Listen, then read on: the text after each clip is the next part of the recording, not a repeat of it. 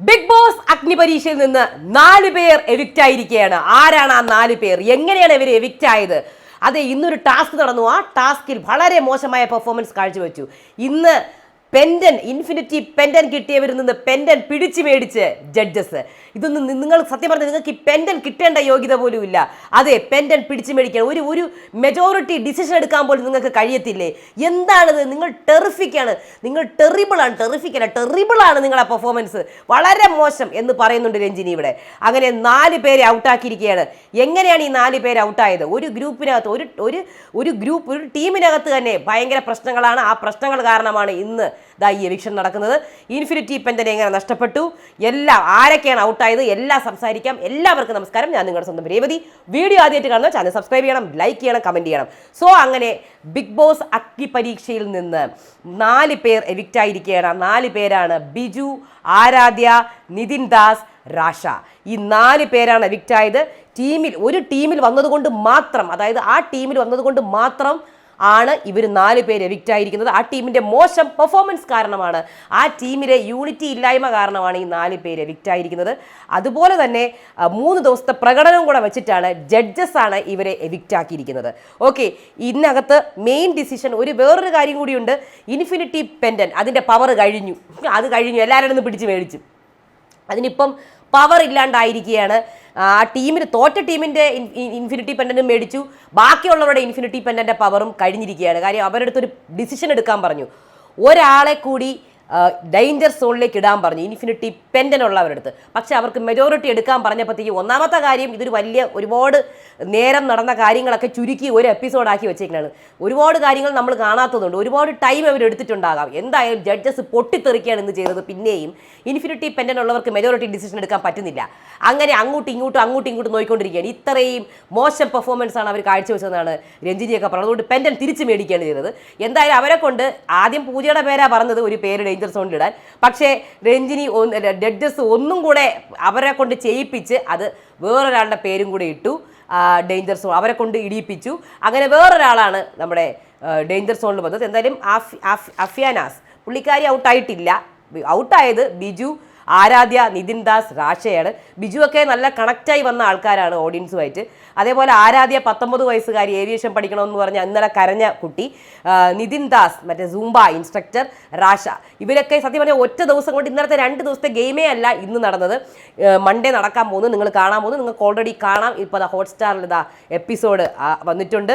അപ്പോൾ എന്തായിരുന്നാലും തോറ്റ ടീമിൻ്റെ കാര്യം ഇന്ന് തീരുമാനമായിട്ടുണ്ട്. അതേപോലെ ഇന്ന് ഇമ്മ്യൂണിറ്റിയും കിട്ടിയിട്ടുണ്ടായിരുന്നു. ക്യാപ്റ്റൻസിനാണ് ഇമ്മ്യൂണിറ്റി കിട്ടിയത്. ആരെയാണ് ക്യാപ്റ്റൻ ആക്കിയത്, എന്തൊക്കെയാണ് നടന്നതെന്നൊക്കെ നമുക്ക് സംസാരിക്കാം കേട്ടോ.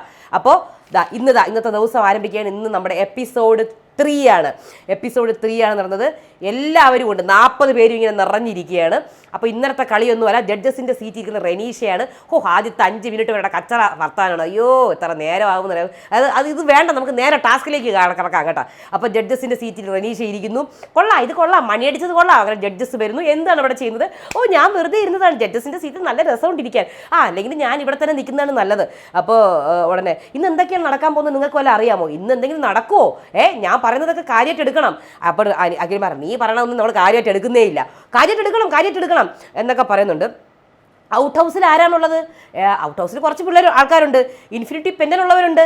എന്തായാലും ഇതിനെക്കുറിച്ചൊക്കെ ഒരു തീരുമാനം ഇന്നാവും. അങ്ങനെ ലാലേട്ടൻ്റെ വീഡിയോ വരെയാണ്. എല്ലാവരെയും ജഡ്ജസിൻ്റെ സീറ്റിലൊക്കെ ഇരുത്തുന്നു, റെഡി ആവുകയാണ്, നമ്മൾക്ക് ഷോ തുടങ്ങാം. അങ്ങനെ ലാലേട്ടൻ്റെ വീഡിയോ ആണ് അതിനകത്ത് കാണിക്കുന്നത്. ലാലേട്ടൻ ഒരു ബുക്കുമായിട്ടൊക്കെ വരുന്നുണ്ട്. ഇതാണ് ടാസ്ക് ബുക്ക്. നമ്മളെല്ലാവരും കൂടെ തീരുമാനിച്ച് ബിഗ് ബോസിൽ കളിപ്പിച്ച ടാസ്കുകളൊക്കെ കൂടെ എല്ലാം എടുത്തു വെച്ച ഒരു ബുക്കാണ്. ഇതാണ് ടാസ്ക് ബുക്ക് എന്ന് പറഞ്ഞ് കാണിച്ചിട്ട് ലാലേട്ടൻ വരുന്നു. ലാലേട്ടൻ പോകുന്നു, എല്ലാവർക്കും ഓൾ ദി ബെസ്റ്റ് ഒക്കെ കൊടുത്തിട്ട്. സോ ഇന്നത്തെ പരിപാടിക്ക് തിരികൊളുത്തുകയാണ്. 4 ടീമാണ് വേണ്ടത്. അവരോടൊന്നും പറഞ്ഞിട്ടില്ല, ഇന്ന് എവിക്ഷൻ നടക്കുന്നൊന്നും ഒന്നും പറഞ്ഞിട്ടില്ല. അവർക്കൊരു ഷോക്കാവും. സോ ഇവിടെ 4, അപ്പോൾ രഞ്ജിനിയോട് ചോദിക്കുന്നത് എങ്ങനെയാണ് 4 ടീം എടുക്കുക? അവർ ടീമായിട്ട് തന്നെയാണല്ലോ ഇരിക്കുന്നത്. അങ്ങനെ ഓരോ സൈഡിൽ നിന്ന് 10 പേര് വെച്ച് വരട്ടെ എന്ന് പറയുന്നു. അങ്ങനെ 10 പേര്, ആദ്യത്തെ 10 പേർ റെഡിയായി നിൽക്കുന്നു. അത് അവരുടെ ടീം എ. അപ്പം ക്യാപ്റ്റനെ തിരഞ്ഞെടുക്കണം.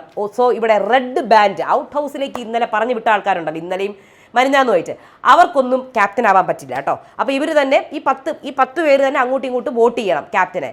അപ്പം താഷിക്കാണ് ഏറ്റവും കൂടുതൽ വോട്ട് കിട്ടുന്നത്. ഷിജിനും വോട്ട് കിട്ടിയിട്ടുണ്ട്. താഷി പറയണം, എനിക്ക് ഭയങ്കര സന്തോഷം, അഭിമാന പുരസ്കരമായ ഒരു സമയമാണ്. അപ്പം അവിടെ രഞ്ജിനി അഭിമാന പുരസ്കരവും. അപ്പോൾ അഖിൽമാരോ അവൻ കാട് കയറുന്നുണ്ട്, നിർത്തിക്കോ. അടുത്ത ടീം ബി. അതിൽ പ്രണവിനും വൈശാഖിനും പാർവതിക്കും അനഘയ്ക്കും വോട്ട് കിട്ടുന്നുണ്ട്. പ്രണവിനാണ് ഏറ്റവും കൂടുതൽ വോട്ട് കിട്ടുന്നത്.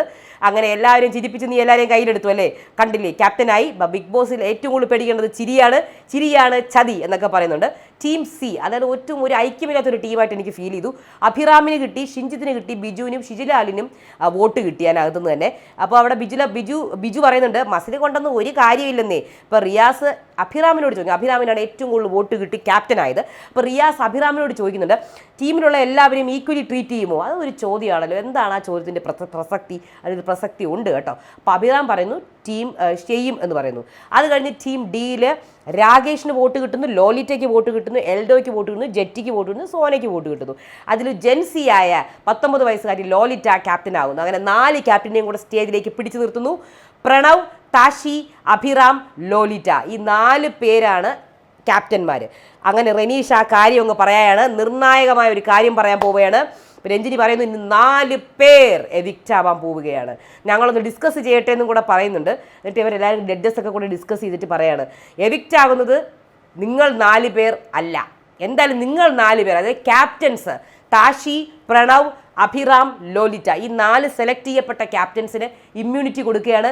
അവർ ഇന്നത്തെ എപ്പിസോഡിൽ സേഫാണ്, അവരിന്ന് എവിക്റ്റ് ആവില്ല. അപ്പോൾ അഖിൽ പറയുന്നുണ്ട് കണ്ടില്ലേ ഇപ്പം നിങ്ങളെ എല്ലാവരും കൂടെ ക്യാപ്റ്റനാക്കി, ക്യാപ്റ്റൻ്റെ പവർ മനസ്സിലായില്ലേ, ഇപ്പോൾ ബാക്കിയുള്ളവർ ഇപ്പോൾ ഡേഞ്ചറിലാണ്. അങ്ങനെ ടാസ്ക് ആരംഭിക്കാൻ പോവുകയാണ്. ടാസ്ക് കാണാൻ പറ്റും. അപ്പോൾ ഫസ്റ്റ് ടീമിന് ഭയങ്കര ഒരു ഡിസഡ്വാൻറ്റേജ് ആണ്. കാര്യം അവർ ചെയ്യുന്ന കാര്യങ്ങൾ സ്ട്രാറ്റജീസും ഒക്കെ മനസ്സിലാക്കി, അവരുടെ പോരായ്മകളൊക്കെ മനസ്സിലാക്കി ബാക്കിയുള്ളവർക്ക് ഇത് കളിക്കാൻ പറ്റും, കളി മാറ്റാൻ പറ്റും, സ്ട്രാറ്റജീസ് പുതിയത് ഉണ്ടാക്കാൻ പറ്റും, അവരുടെ ഇതിൽ മനസ്സിലാക്കി കളിക്കാൻ പറ്റും. സോ ടീം എയുടെ കാര്യം കട്ട പോകാം. സോ ടാസ്ക് എന്ന് പറയുന്നത് സ്റ്റോപ്പ് വാച്ച് ടാസ്ക് ആണ്, ടൈം ടാസ്ക് ആണ്, ടൈം കാൽക്കുലേഷൻ 1 മിനിറ്റ് കാൽക്കുലേഷൻ ആണ്. ഒരു ടീമിൽ 10 പേരുണ്ട്, ബസർ വെച്ചിട്ടുണ്ട്, ടൈം ഫ്രണ്ടിലാണ് സെറ്റ് ചെയ്തിരിക്കുന്നത്, ഇവർക്ക് കാണാൻ പറ്റില്ല. ഇവർ ഓരോരുത്തർ പുറകെ നിൽക്കണം. ആ ടീമിലെ 10 പേരിൽ ആദ്യത്തെ ആൾ വന്ന് പ്രസ് ചെയ്യണം. 1 2 3 4 5 അങ്ങനെ 5 സെക്കൻഡോ 6 സെക്കൻഡോ കാൽക്കുലേറ്റ് ചെയ്യുക. നിങ്ങൾക്ക് ഇഷ്ടമുള്ള നിങ്ങളുടെ സ്ട്രാറ്റജി അനുസരിച്ച് സെക്കൻഡ് കാൽക്കുലേറ്റ് ചെയ്യുക. ആദ്യം ബസർ അടിക്കുക, ബസർ ഇങ്ങനെ, അപ്പോഴത്തേക്കും ടൈം അവിടെ സ്റ്റോപ്പ് ആവും. സോ 2 ബസർ അങ്ങനെ അടിക്കണം. അപ്പോൾ അവിടെ ഒരു ഭയങ്കര കൺഫ്യൂഷൻ വരുന്നുണ്ട് കേട്ടോ. സത്യം പറഞ്ഞാൽ അവർക്കൊരു ഡെമോ കാണിച്ചു കൊടുക്കുകയാണെങ്കിൽ ഇതൊക്കെ ഡെമോ കാണിച്ചു കൊടുക്കണ്ടേ. മറ്റ് റിയാലിറ്റി ഷോസിലൊക്കെ ഡെമോ ഉണ്ടാവുമല്ലോ, ലോക്കപ്പ്, എനിക്കൊന്ന് ബിഗ് ബോസിനകത്ത് ഡെമോ ഇല്ലാന്ന് തോന്നുന്നു. പക്ഷേ ഇതുപോലത്തുള്ള എപ്പിസോഡ് ബേസ്ഡ് റിയാലിറ്റി ഷോസിലൊക്കെ ഡെമോ ഉണ്ടാവും. ജസ്റ്റ് ഒരു ഡെമോ കാണിക്കായിരുന്നു. കാര്യം ഫുൾ കൺഫ്യൂഷൻ ആയിപ്പോയി അവർക്ക്. ഫസ്റ്റ് ടാസ്ക് ചെയ്യുന്ന അല്ലെങ്കിൽ ഫസ്റ്റ് ടീമിന് ഭയങ്കര ഡിസഡ്വാൻറ്റേജ്, അവർക്ക് എന്തെന്ന് പോലും അറിയാത്ത രീതിയിലാണ് നിന്നത്. ബാക്കിയുള്ളവർക്ക് ഇത് എന്താണെന്ന് കണ്ടിട്ടെങ്കിലും മനസ്സിലാവും. സോ ഓരോരുത്തർ വരിക, അങ്ങനെ 1 മിനിറ്റ് കാൽക്കുലേറ്റ് ചെയ്യണം. 60 സെക്കൻഡാണ്. 10ാമത് വരുന്ന ആൾ 60 സെക്കൻഡ് എന്തായാലും കറക്റ്റ് കിട്ടില്ല, അതായത് 60 സെക്കൻഡിനോട് അടുപ്പിച്ച് ഏത് ടീമാണോ അവസാനിപ്പിക്കുന്നത്, അവസാനത്തെ ആൾ, അതായത് 10ാമത് വരുന്ന ആൾ 60 സെക്കൻഡിന് അടുപ്പിച്ച് വന്നു കഴിഞ്ഞാൽ ഏറ്റവും ക്ലോസ് ആയിട്ട് വരുന്ന ടീം ജയിക്കും. ഓക്കെ, അതാണ് എളുപ്പം, നിങ്ങൾക്ക് മനസ്സിലായല്ലോ.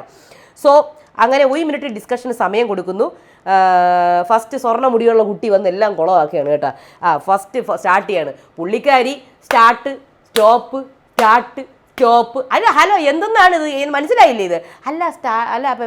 അപ്പത്തേക്കും തന്നെ 10 സെക്കൻഡ് എങ്ങോട്ടോ പോകുന്നുണ്ട്, എങ്ങോട്ടൊക്കെയോ പോകുന്നു. ടൈം അവരുടെ കയ്യിൽ നിന്ന് ആ ടാസ്ക് പോയി, അവരുടെ ടൈം കാൽക്കുലേഷൻ പോയി.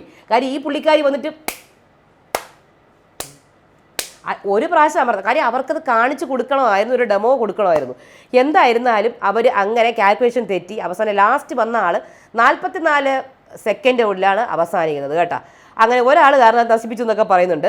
അത് കഴിഞ്ഞ് സെക്കൻഡ് ടീം വരെയാണ്. അവർക്ക് നല്ല ഒരു അത്യാവശ്യം അവർക്ക് കാണാനെങ്കിലും പറ്റിയല്ലോ. അങ്ങനെ അവർക്കൊരു 1 മിനിറ്റ് ടൈം കൊടുക്കും ഡിസ്കഷന് വേണ്ടിയിട്ട്.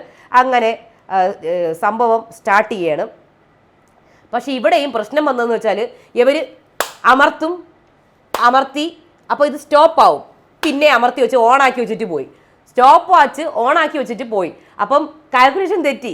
അപ്പോൾ അവിടെ ജഡ്ജസ് കിടന്ന് അയ്യോ ഫുൾ പോയി. പിന്നെ അത് ഓണാക്കി വെച്ചിട്ടാണ് പോയേക്കണത് ഫുൾ. അപ്പോൾ ഞാൻ തീർന്നു, മിക്കവാറും 2 മിനിറ്റ് ആവും. പക്ഷെ പെട്ടെന്ന് വന്നിട്ട് അവർക്ക് പിന്നെ മറ്റുള്ളവർ നന്നായിട്ട് ഡിസ്ട്രാക്ട് ചെയ്യുന്നുണ്ട്. 13, 14, 15 മറ്റ് ടീമുകാർക്ക് നന്നായിട്ട് ഇവരെ ഡിസ്ട്രാക്ട് ചെയ്യുക. അങ്ങനെ ഇവർ ഓൾറെഡി ഡിസ്ട്രാക്റ്റഡായി എന്തൊക്കെയോ ആയിട്ട് 42 സെക്കൻഡിൽ നിർത്തി. അടുത്ത് ടീം സി. എൻ്റെ പൊന്നോ, ഒരു രക്ഷയില്ല.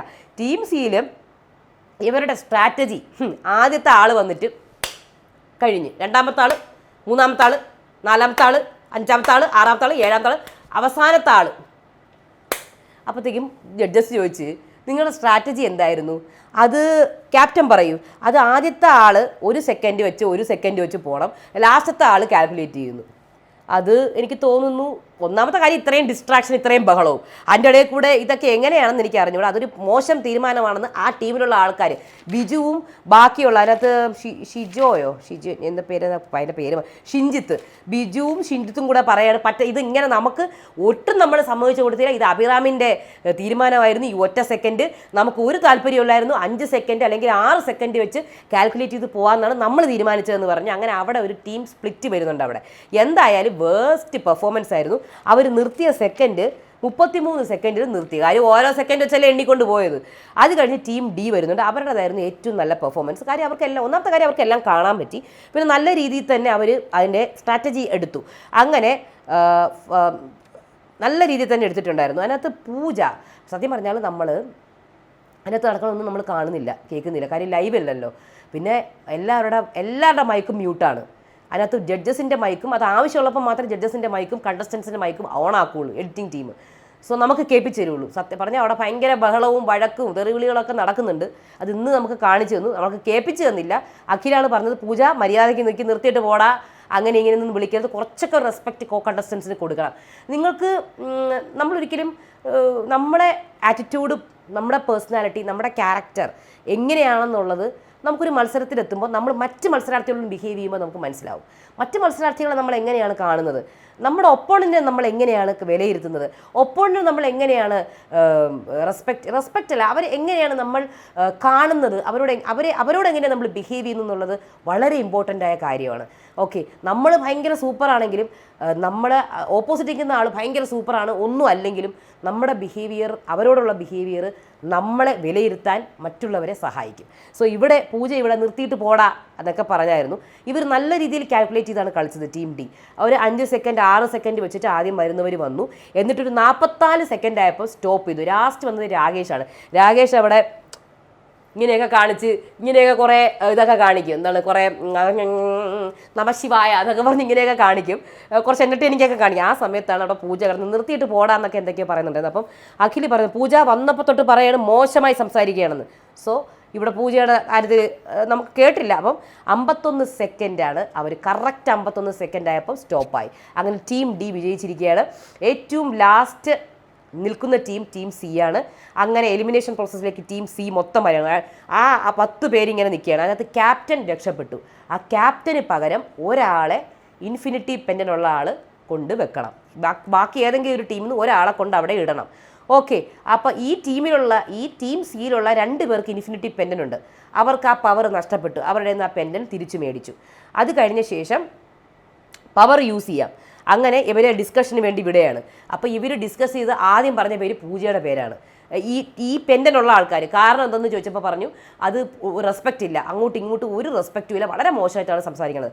അപ്പോഴത്തേക്കും അവിടെ രഞ്ജിനി കയറി ഇടപെട്ട് നിങ്ങൾ എന്താ തീരുമാനിക്കുന്നത്, നിങ്ങൾ മെജോറിറ്റിയാണ് തീരുമാനിക്കുന്നത്, എന്താണ് സംഭവം, നിങ്ങൾക്ക് 2 പേർക്ക് എതിർപ്പുണ്ടോ, ഇതാണോ മെജോറിറ്റി എന്ന് പറഞ്ഞ് ദേഷ്യം അവിടെ സംഭവം തുടങ്ങി, കൺഫ്യൂഷനായി തുടങ്ങി. രഞ്ജിനിക്ക് എന്താണിത്, 3 ക്യാപ്റ്റന്മാരുള്ള ടീമാണ്, എല്ലാത്തിനെയും ഇൻഫിനിറ്റി പവറും ഉണ്ട്, ഇത് എല്ലാത്തിനെയും ഇൻഫിനിറ്റി പവർ എടുത്ത് കളയണം, വാങ്ങിച്ച് കള സോറി എന്ന് പറയുന്നുണ്ട്.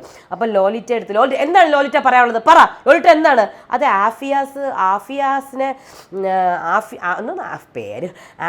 അഫിനിയാസിനെയും എനിക്ക് വേണ്ട. അത് എത്ര പേർക്ക് വേണ്ട, അത് 2 പേർക്ക് സോറി 2 പേർക്ക് വേണ്ട. 2 പേർക്കോ എന്താ നിങ്ങൾ ഈ പറഞ്ഞു, ഇതാണോ മെജോറിറ്റി? അങ്ങനെ രഞ്ജിനി ദേഷ്യപ്പെടുന്നുണ്ട്, ഇതാണോ മെജോറിറ്റി നിങ്ങളുടെ 2 പേർക്ക്? അപ്പോഴത്തേക്കും Lolita sorry what is the question, terrible horrible, ഇങ്ങനെയാണോ ഒരു പവർ കിട്ടിയിട്ട് ഇങ്ങനെയാണ് നിങ്ങളുടെ പവർ എല്ലാം തിരിച്ചു മേടിക്കുക എന്ന് പറഞ്ഞ് ഇവരുടെ ഈ പവർ കൊടുത്ത ആൾക്കാരുടെ പവറൊക്കെ തിരിച്ചു മേടിച്ചു. ആ ഇൻഫിനിറ്റി പെൻഡനൊക്കെ തിരിച്ചു മേടിച്ചു. എന്നിട്ട് രഞ്ജിനി ഒന്നും വേണ്ട നമ്മൾ തീരുമാനിക്കാം, ഒന്നും കൂടെ ചോദിക്കുകയാണ്. കാര്യം പൂജ വന്നുകൊണ്ടാണോ എന്ന് അറിഞ്ഞുകൂടാ, ഒന്നും കൂടെ ചോദിക്കുകയാണ്, നിങ്ങൾക്ക് ആരാണ് ഔട്ടാവേണ്ടത്?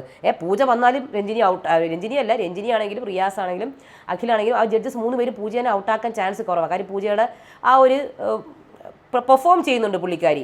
മറ്റുള്ളവരെ വെച്ച് നോക്കുമ്പോൾ 3 ദിവസത്തെ പെർഫോമൻസിന് പൂജയ്ക്ക് പെർഫോമൻസ് ഉണ്ട്, അങ്ങനെ ഔട്ടാക്കാൻ ചാൻസ് കുറവാണ്. ആരാണ് വേണ്ടത്? Terrible behaviour. ഒരു പ്രാവശ്യം കൂടെ പറയാണ്. ആരാണ്? പൂജയ്ക്ക് എത്ര വോട്ട്? ഞാൻ മെജോറിറ്റി എടുക്കാന്ന് പറഞ്ഞ് അവർ ജഡ്ജസ് മെജോറിറ്റി എടുക്കുന്നത്. പൂജയ്ക്ക് 2 വോട്ട്, അഫിനിയാസിന് 3 വോട്ട്, ജെറ്റിക്ക് 2 വോട്ട്. അങ്ങനെ അഫിനിയാസിനെ ഡേഞ്ചർ സോണിലേക്ക് ഇടുന്നു. ഓക്കെ, ശരി, നിങ്ങളുടെ കയ്യിലിരിപ്പ് കൊണ്ട് നിങ്ങളുടെ പവറും പോയി എന്ന് അഖിൽ പറയാണ്. അങ്ങനെ തോറ്റ ടീം നിറഞ്ഞു നിൽക്കുന്നു. അഫിനിയാസും കൂടെ അതിനെ ജോയിൻ ചെയ്യുന്നു. ഓക്കെ, ക്യാപ്റ്റൻ സേഫാണ്, ക്യാപ്റ്റന് പോയിരിക്കാം. ഇനി ജഡ്ജസ് തീരുമാനിക്കും 4 പേര് ആരാണെന്നുള്ളത്. ഫസ്റ്റ് സേഫ് ആക്കണം 2 പേരെ. ഷ്യാമിനെ സേഫ് ആക്കുന്നു, സ്റ്റെനിയനെയും സേഫ് ആക്കുന്നു. അങ്ങനെ മൂന്നാമത്തെ പേര് പറയുന്നത് ബിജുവിൻ്റെ പേര്. ബിജു എവിക്റ്റഡ്. കഷ്ടം തോന്നിപ്പോയി. കാര്യം ബിജു കണക്റ്റഡ് ആയിരുന്നു ഓഡിയൻസുമായിട്ട്. ഇതിലേക്കാണ് ഞാൻ പോകേണ്ടതെന്ന് മാത്രം പറഞ്ഞാൽ മതി. എൻ്റെ ഭാര്യ ഇത് കേൾക്കുമ്പോൾ ബോധം കെട്ട് വീഴും എന്നൊക്കെ പറയുന്നുണ്ട്. ടീമിൽ വന്നതുകൊണ്ട് മാത്രമാണ് ബിജു ഔട്ടായെന്നാണ് ജഡ്ജസ് പറയുന്നത്. അത് കഴിഞ്ഞ് ആരാധ്യനെ എവിക്റ്റ് ആവുകയാണ്. ആരാധ്യ ഒരുപാട് കരഞ്ഞു, വിഷമിച്ച് പോയി. കഷ്ടം തോന്നി, പാവം കുട്ടി. അത് കഴിഞ്ഞിട്ട് ഷാനോനെയും ഷിജുവിനെയും സേഫ് ആക്കുകയാണ്. എനിക്ക് തോന്നുന്നു അവർ ബെറ്റർ ആയിരുന്നു ആ ടീമിൽ. സോ സേഫ് ആക്കണം. നിതിൻ ദാസിനെയാണ് എലിമിനേറ്റ് ചെയ്യുന്നത്. നിതിൻ ദാസിൻ്റെ ശബ്ദം ഉയർന്നു കേട്ടിരുന്നു, പിന്നെ ശബ്ദം അങ്ങ് പോയി. പുള്ളിക്കാരൻ മിമിക്രിയൊക്കെ കാണിച്ചിട്ടാണ് പോണത്. അത് കഴിഞ്ഞ് ബാക്കി 3 പേരുണ്ട്. അതിനകത്ത് ഷിഞ്ചിത്തിനെ സേവ് ചെയ്യുന്നു. ബാക്കി 2 പേര് റാഷയും അഫിനിയാസും. അതിനകത്ത് നന്നായി കളിച്ചു റാഷ എന്ന് റാഷ തന്നെ പറയുന്നു. ഞാൻ നന്നായിട്ട് കളിച്ചു, ഞാനിവിടെ 1 മിനിറ്റൊന്നും അല്ല, ഞാൻ 5 സെക്കൻഡ്, 1 മിനിറ്റ് 1 സെക്കൻഡ് അല്ല 5 സെക്കൻഡ് ചെയ്യാമെന്ന് പറഞ്ഞിട്ട് ഇവർ കേട്ടില്ല. എൻ്റെ ടീമിൻ്റെ കൂടെ ഞാൻ ഉണ്ടായിരുന്നില്ല, ഞാൻ നന്നായിട്ട് കളിക്കാൻ ശ്രമിച്ചു, ഇവരാണ് നമ്മൾ പറയണ കേൾക്കാത്തതെന്നൊക്കെ പറഞ്ഞ് റാഷ പറഞ്ഞു. അഫിനിയാസ് പറഞ്ഞു, ഞാൻ ജയിച്ച ടീമാണ്, എന്നിട്ട് കൂടി ഞാൻ ഇതിൽ വന്നല്ലോ. അഭിപ്രായം പറയേണ്ടടുത്തൊക്കെ ഞാൻ അഭിപ്രായം പറഞ്ഞിട്ടുണ്ട്. അപ്പോൾ അവരൊക്കെ ജഡ്ജസ് ചോദിക്കുന്നത് എപ്പോൾ അഭിപ്രായം പറഞ്ഞ്? മൈക്ക് കിട്ടുമ്പോഴല്ല പറയേണ്ടത്, മൈക്ക് തട്ടിപ്പറിച്ച് വേണം പറയേണ്ടത് എന്നൊക്കെ പറയുന്നു. അങ്ങനെ റാഷേനെ എവിക്റ്റ് ചെയ്യുന്നു. അതെ, ക്യാപ്റ്റനെ ഞാൻ ക്യാപ്റ്റനെയാണ് ബ്ലെയിം ചെയ്യുന്നത്, ക്യാപ്റ്റൻ കാരണമാണ് ഞാൻ ഔട്ടായെന്ന് പറഞ്ഞ് റാഷ പോകുന്നു. അങ്ങനെ ബാക്കിയുള്ള 36 പേരുണ്ട് ഇനി നമ്മുടെ ബിഗ് ബോസ് അഗ്നി പരീക്ഷയിൽ. ബാക്കിയുള്ള ദിവസങ്ങളിൽ എന്താവും എന്നുള്ളത് കണ്ടറിയാം. കാര്യം 21 ദിവസത്തെ ഒരു 21 എപ്പിസോഡുള്ള ഒരു ഷോയാണ്. അപ്പോൾ പെട്ടെന്ന് ഇതിനകത്ത് എവിക്റ്റ് ആവും. അതിനകത്ത് നമ്മുടെ മനസ്സിൽ കയറിയ ആൾക്കാർ കുറേ പേരുണ്ട്. അപ്പോൾ അവരവർ ഓരോന്നോരോന്നേരം നമ്മുടെ മനസ്സിലിരിക്കുന്നുണ്ട്. അവരൊക്കെ തന്നെയാവുമോ ലീഡ് ചെയ്യുന്നുള്ളത് നമുക്ക് കാത്തിരുന്ന് കാണാം. അടുത്ത വീഡിയോ ആയിട്ട് വരാം. അതുവരേക്കും ബൈ.